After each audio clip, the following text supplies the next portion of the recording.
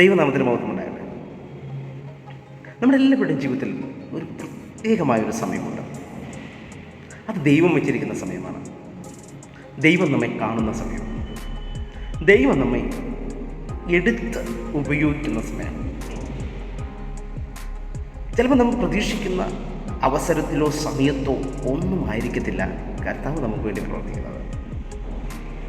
നമുക്ക് ആരോഗ്യമുള്ളപ്പോഴായിരിക്കണമെന്ന് നിർബന്ധമില്ല, നമുക്ക് സൗന്ദര്യമുള്ളപ്പോൾ ആയിരിക്കണമെന്ന് നിർബന്ധമില്ല, നമ്മുടെ കയ്യിൽ സമ്പത്തുള്ളപ്പോൾ എല്ലാം കരുതി വച്ചിരിക്കുന്ന സമയത്തായിരിക്കണമെന്ന് നിർബന്ധമൊന്നുമില്ല. ദൈവം നമ്മെ എടുത്ത് ഉയർത്തുന്ന ചില സന്ദർഭങ്ങൾ നമ്മുടെ ജീവിതത്തിലുണ്ടാകും. അതിന് പല എക്സാമ്പിളുകൾ നമുക്ക് ദൈവത്തിൻ്റെ വചനത്തിൽ കാണാൻ സാധിക്കും. അതിൽ പ്രത്യേകമായി ഒരെണ്ണമാണ് ദാവീദിൻ്റെ ജീവിതം. 2 ശമൂവേൽ 7-ാം അധ്യായത്തിൽ 8-9 വാക്യങ്ങൾ നമുക്കൊന്ന് വായിച്ചു കേൾക്കാം. ആകയാൽ നീ എൻ്റെ ദാസനായ ദാവീദിനോട് പറയേണ്ടതെന്തെന്നാൽ, സൈന്യങ്ങളുടെ യഹോവ ഇപ്രകാരം അരുളി ചെയ്തു, എൻ്റെ ജനമായ ഇസ്രായേൽ മേൽ പ്രഭുവായിരിക്കേണ്ടതിന് ഞാൻ നിന്നെ പുൽപ്പുറത്ത് നിന്ന് ആടുകളെ നോക്കി നടക്കുമ്പോൾ തന്നെ എടുത്തു. നീ സഞ്ചരിച്ചു വന്ന എല്ലായിടത്തും ഞാൻ നിന്നോട് കൂടി ഇരുന്ന് നിന്റെ സകല ശത്രുക്കളെയും നിന്റെ മുമ്പിൽ നിന്ന് ഛേദിച്ച് കളഞ്ഞിരിക്കുന്നു. ഭൂമിയിലുള്ള മഹാന്മാരുടെ പേർ പോലെ ഞാൻ നിന്റെ പേർ വലുതാകും. നാഥാൻ പ്രവാചകൻ മുഖാന്തരം ദാവീദിൻ്റെ അടുത്ത് ദൈവത്തിൻ്റെ അരുളപ്പാടു എന്ന് പറയുന്നതാണ്, ഞാൻ നിന്നെ എടുത്തത് നീ പോലും അറിയാത്തൊരു സമയത്താണ്, നീ പോലും പ്രതീക്ഷിക്കാത്തൊരു സന്ദർഭത്തിലാണ് ഞാൻ നിന്നെ രാജ്യത്തിൻ്റെ പ്രഭുവാക്കി നിയമിക്കാൻ വേണ്ടി എടുത്തത്. ആ സന്ദർഭം ഏതാണ്? വളരെ രസകരമായ ഒരു കഥയാണ് ദാവീദിൻ്റേത്. ആ സന്ദർഭം ഏതാണ്? യിശായിയുടെ ഭവനത്തിൽ ആരും അങ്ങനെ പെട്ടെന്ന് ഓർത്തെടുക്കാത്തൊരു പേരാണ് ദാവീദ്. കാരണം വലിയൊരു ഉദാഹരണം ഒരുപാട് കേട്ട് പഴകി നമുക്ക് മനസ്സിലാക്കി നമുക്കറിയാവുന്ന ഒരു കാര്യമാണ്. ശമൂവേൽ അഭിഷേക തൈലവുമായി രാജാവിനെ അഭിഷേകം ചെയ്യാൻ വേണ്ടി കടന്നു ചെന്നപ്പോൾ തൻ്റെ പിതാവ് സകല മക്കളെയും കാണിച്ചുവെങ്കിലും ദാവീദിനെ കുറിച്ചൊന്നും ഓർത്തുക പോലുമില്ല. പല കാരണങ്ങൾ കൊണ്ടായിരിക്കാം. ഞാൻ മനസ്സിലാക്കിയിരിക്കുന്നത്, ഭവനത്തിൽ നിന്നൊരു രാജാവ് എഴുന്നേൽക്കാൻ പോവുകയാണ്. എല്ലാ മക്കളും റിജക്റ്റ് ചെയ്യപ്പെട്ടപ്പോഴും ഒരുവനെങ്കിലും വരണമെന്ന പിതാവ് ആഗ്രഹിച്ചിരുന്നിരിക്കുകയാണ്. പക്ഷെ അപ്പോൾ പോലും എൻ്റെ ദാവീദ്, എൻ്റെ കുഞ്ഞ് രാജാവാകാം എന്ന് താൻ ചിന്തിച്ചില്ല. കാരണം ഒരു പക്ഷേ ദാവീദിനെക്കുറിച്ച് ഇങ്ങനെയൊരു ചിന്ത അവരുടെ മനസ്സിലുണ്ടായിരുന്നിരിക്കാം. ദാവീദ് ഇപ്പോൾ ചെയ്യുന്ന ഒരു കാര്യമുണ്ട്, അതേ അവനെ കൊണ്ട് പറ്റത്തുള്ളൂ. ആ ആടുമാടുകളെ മേയിച്ച് കാട്ടിൽ താമസിച്ച് ഒരു കാട്ടുവാസിയായി നിന്ന് ആ ആടുമാടുകളുടെ മുമ്പിൽ പാട്ടും പാടി വീണയും വായിച്ച് അതൊക്കെ അവനെ കൊണ്ട് പറ്റത്തുള്ളൂ. അധികം ഒന്നും കാര്യങ്ങളൊന്നും അവനെ കൊണ്ട് പറ്റത്തില്ല. അതിനുള്ള ശേഷിയുമില്ല, അതിനുള്ള യോഗ്യതയും ഞങ്ങൾ കണ്ടിട്ടില്ല. അതുകൊണ്ട് തന്നെ പുള്ളിയെക്കുറിച്ച് ഞങ്ങൾ അത്ര ചിന്തിക്കാറും ഇല്ല.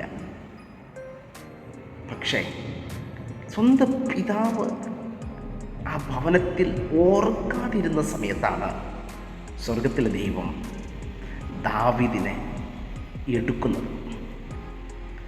സ്വന്തം പിതാവ് ഭവനക്കാരും ബന്ധുക്കളും കൂട്ടുകാരും എല്ലാം ദാവീദിനെ കൊണ്ട് അതൊക്കെ പറ്റത്തുള്ളൂ, അങ്ങനെയുള്ള കാര്യങ്ങളൊക്കെ അവന് ചെയ്യാൻ കഴിയുകയുള്ളൂ എന്ന് ചിന്തിച്ചിരുന്ന സമയത്താണ് സ്വർഗത്തിലെ ദൈവം പറയുന്നത്, പുൽപ്പുറത്തു നിന്ന്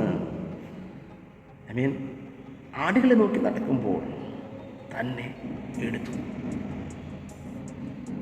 ഈ വചനം കേൾക്കുന്ന പ്രിയ ദൈവവേദനെ, പലരും പല രേഖകളും നമ്മെക്കുറിച്ച് അവരുടെ ഹൃദയത്തിൻ്റെ പലകകളിൽ എഴുതി വയ്ക്കും. നമ്മെ കാണുമ്പോൾ തന്നെ അവർ പറയും, ഈ കഴിവില്ലാത്ത വരുന്നുണ്ട് കേട്ടോ, ഒരു പ്രയോജനവുമില്ല, ഇവനൊന്നും രക്ഷപ്പെടുകയില്ല, ഇവൻ ഇങ്ങേരുടെ മകനല്ലേ, കുടുംബത്തിൻ്റെ അല്ലേ, അതൊക്കെ അങ്ങനെ തന്നെ കിടക്കത്തുള്ളൂ, ഇവനൊക്കെ ഇതൊക്കെ ചെയ്തേ പറ്റത്തുള്ളൂ, ഇവനെ കൊണ്ടൊന്നും പറ്റത്തില്ല എന്നും പറഞ്ഞ് തള്ളിക്കളയുന്ന പല അനുഭവങ്ങൾ കണ്ണുനീരോടെ അനുഭവിച്ചവർ നമ്മുടെ നാട്ടിലുണ്ട്. എന്നാൽ ദൈവം ചില പ്രത്യേക സന്ദർഭങ്ങൾ ഒരുക്കി ആ വ്യക്തി ഉയർത്തും. നഥാനിയേലിനോട് പറയുന്നുണ്ട്, നീ ആ മരത്തിൻ്റെ ചുവട്ടിലിരിക്കുമ്പോൾ ഞാൻ നിന്നെ കണ്ടുപോകും. ഹാഗാറിൻ്റെ ജീവിതം നോക്കിയേ. ഹാഗാറിനെ ദൈവം കണ്ടതെപ്പോഴാണ്? ദൈവം സകല സമയത്തും കണ്ടു. പക്ഷേ ആ പ്രത്യേകമായൊരു സമയത്ത് ദൈവം ഹാഗാറിനെ കണ്ടു. അത് ഹാഗാർ പറഞ്ഞു, എന്നെ കണ്ടവനെ എൻ്റെ കണ്ണ് കണ്ടുവല്ലോ എന്ന്. അന്ന് ഹാഗാറിന് കൊടുത്ത ഉടമ്പടി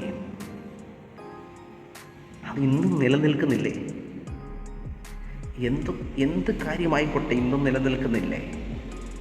അബ്രഹാമിനെ ദൈവം ഒരു സൈഡിലൂടെ ഉയർത്തി ഒരു നേഷനാക്കി മാറ്റിയെങ്കിൽ മറു സൈഡിൽ പല രാജ്യങ്ങളാക്കി സമ്പത്തും ഉയർച്ചയുമുള്ള ഒരു വംശമാക്കി ദൈവം അതിനെ മാറ്റി. കാര്യങ്ങൾ എന്തുമായിക്കൊള്ളട്ടെ, ഞാൻ പറഞ്ഞത്, നമ്മെ കാണുന്ന ഒരു ദൈവമുണ്ട്. ഹന്ന കരഞ്ഞ് നിലവിളിച്ചു, ഏലിക്ക് കാണാൻ പറ്റിയില്ല അവളുടെ ഹൃദയം. ദൈവം കണ്ട സമയം.